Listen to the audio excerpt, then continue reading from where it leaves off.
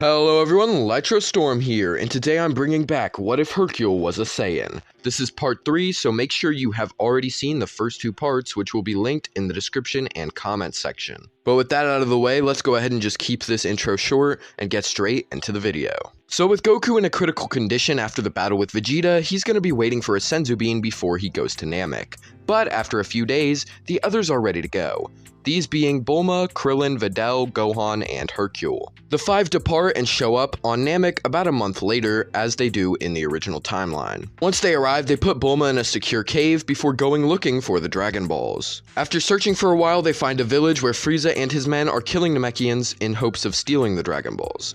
Gohan decides to save Dende, so Videl, Hercule, and Krillin are forced to try and cover him. They're able to do so and escape by using flight. Vegeta is also on Namek now, and he kills Kui before going on to fight Dodoria and also take him down as well. Basically, everything until Goku shows up is the same, except Krillin would be with Gohan when Vegeta confronts him later. So Vegeta would be more keen on fighting them until Gohan gives up the Dragon Radar that they have. This means that now they'd have to sense around until they find Hercule and Videl. The two are in Guru's house and have gotten their potentials unlocked, with their power levels now spiking from 10,000 to 28,000, with Videl being the weakest and her father the strongest. Also, Krillin and Gohan get the potentials unlocked and their power levels are somewhere in there as well. Vegeta shows up to get the Dragon Balls, but that's when they all sense the Ginyu Force approaching, so the 5 put their differences aside and fight against the Ginyu Force together. The first fight is Gohan and Krillin versus Goldo, which they would easily win this time, as they're both stronger in this timeline, and Goldo was struggling with their cannon counterparts, so if they're a bit more powerful,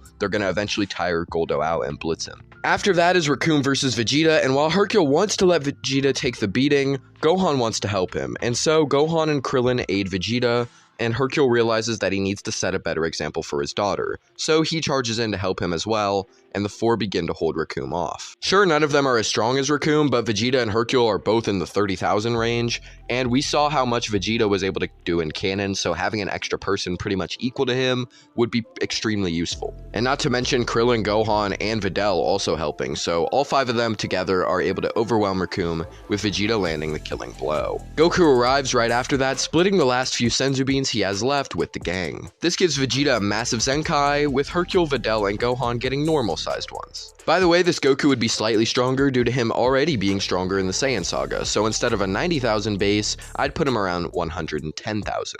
At this point, Jace and Berter have had enough with all these guys, and so they decide to attack now. Goku is the first to fight them, and easily beats the both of them on his own. This causes Jace to flee and alert Captain Ginyu, and the two return to fight once again, but Vegeta kills Jace and the other Ginyu Force members while Goku fights Ginyu. The whole body swap thing happens, but Goku gets his body back at the end, and Ginyu gets turned into a frog. With that settled, Vegeta takes the gang to Frieza's ship, where Goku is put into a healing chamber. Vegeta then goes ahead and has a nap, and Hercule comes up with the plan to have Dende call upon Porunga while Vegeta sleeps. It's just a very sneaky thing that I could see him doing. Even though it happened in canon, it's cool that Hercule would get the chance to do it here. Porunga is summoned, and they wish for Piccolo to return to life. They also use the second wish to bring Piccolo to Namek based on his request. A whole flurry of events happens next, with Vegeta waking up, Frieza arriving, and Guru dying, and even though Vegeta is furious, he and the Z-Fighters must once again put their differences aside and unite against Frieza. Vegeta fights him in his first form and goads him into using his transformations. Frieza obliges, using his second form.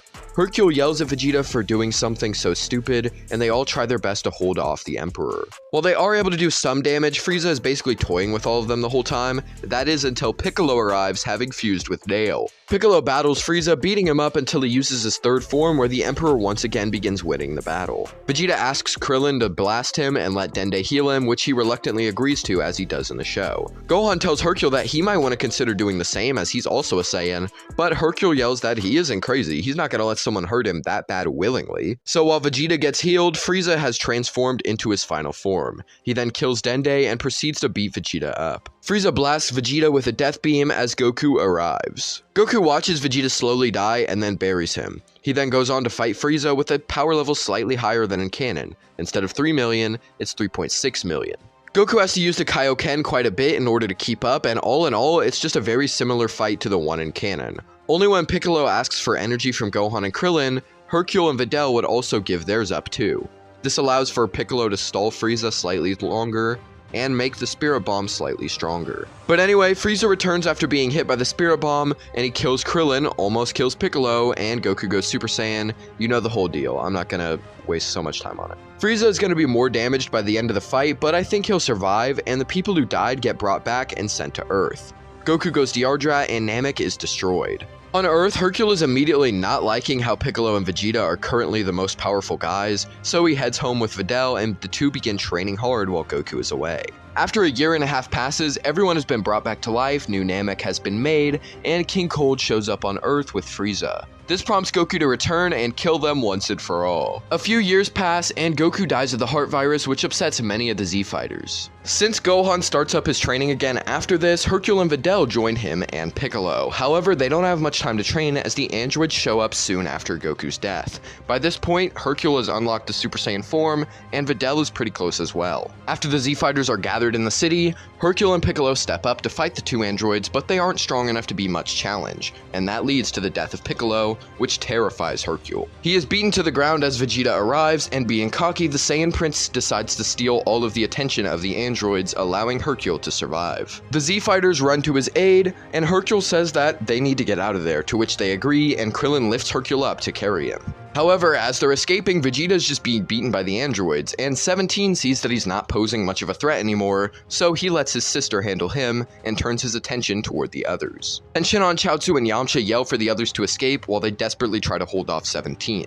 Krillin carries Hercule and tells Gohan and Videl to come with him, so the four begin flying away. However, 17 is easily able to kill Yamcha and Chaozu with not much resistance. By this point, Android 18 has finished off Vegeta, and she joins 17 in killing Ten Shinhan before he can use the Neo Tri-Beam. So now the only remaining Z fighters are Hercule, Videl, Gohan, and Krillin. They arrive at Capsule Corp where Krillin leaves them. He then goes off to go get Senzu Beans from Korin's tower as Bulma tries to understand what's going on. Videl and Gohan tell her that everyone was killed by two people and that they were the only ones who survived. Bulma is sad that Vegeta died as now Trunks won't have a father because, you know, he's dead. Krillin returns, giving a Senzu Bean to Hercule, which heals him up, thankfully. Bulma asks Hercule what they're going to do now, and he replies, saying that they're not going to do anything. Everyone's dead, and he isn't going to risk his daughter or his own life. Bulma and Gohan are kind of appalled by this, with Krillin and Videl being unnerved to some degree. Gohan says that he can't be serious, but Hercule responds that it's the truth. He takes Videl and leaves, and Gohan asks Krillin if he agrees with Hercule. Krillin, being scared and traumatized by the battle and his previous deaths, kinda does agree.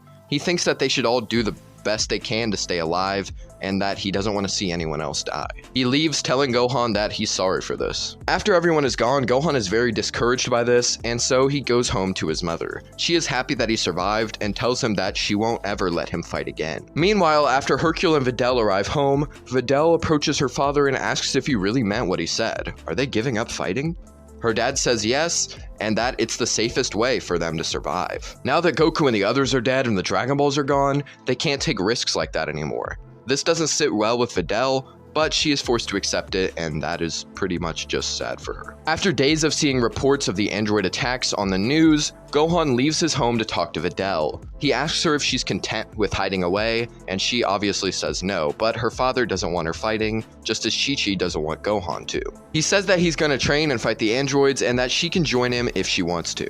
He then leaves and trains in the forest near his house. Some time would pass and there'd be another attack on a city by the androids, only this time, Gohan is gonna try and stop it. Videl has been keeping tabs on Gohan's energy every day to see if he goes out to fight, and now he finally has. So she rushes inside and tells her dad that they have to go help Gohan, which he reluctantly agrees to. The two then fly off toward the battle, where Gohan is just getting obliterated by 17 and 18. However, they're showing some mercy because it's just one guy. Once they do show up, the androids drop the boy. Hercule goes Super Saiyan and tells Videl to go check up on Gohan. The androids then begin battling Hercule while Videl lifts up Gohan's barely conscious body. She is filled with regret for not listening to him before and begins crying. While Hercule is getting overwhelmed, a Destructo Disc comes flying at the androids, who dodge it. From the sky drops Krillin, who throws a Senzu Bean to Hercule and Videl so that Videl can give it to Gohan. Krillin says that he sensed all their energies at the same place, so he knew that something was up. Hercule thanks him for showing up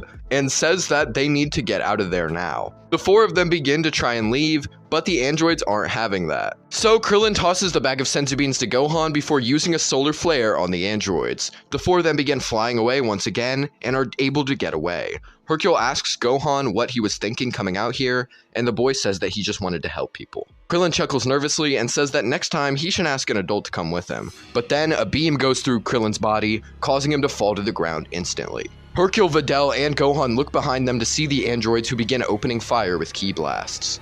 Hercule yells for the kids to fly as they barely avoid all the blasts, with Hercule even being hit in the arm by one. Thankfully they escape, but now they've lost Krillin.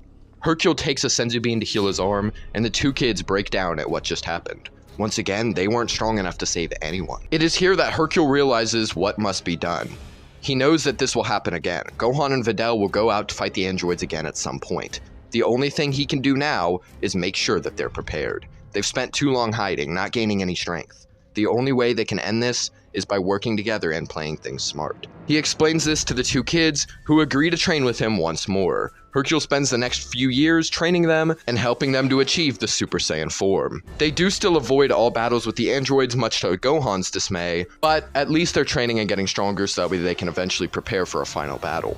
And once Trunks is about 10, Bulma allows him to be trained by Hercule as well, and so all three of the half Saiyans continue to gain strength. But that's where we're going to end this part for now, so if you guys enjoyed it, make sure you like and comment and all of that cool stuff, and subscribe so you can see when part 4 comes out, because the future timeline story isn't even done yet. But yeah, hope you guys enjoyed the video. It was fun to make. I enjoyed writing it and stuff. I didn't write the outro for this one. So, I'm kind of just spitballing. But anyway, as always, tell me if you like this part. Tell me what you think will happen next. Comment your requests for future videos and subscribe. Thank you for watching and have a great day.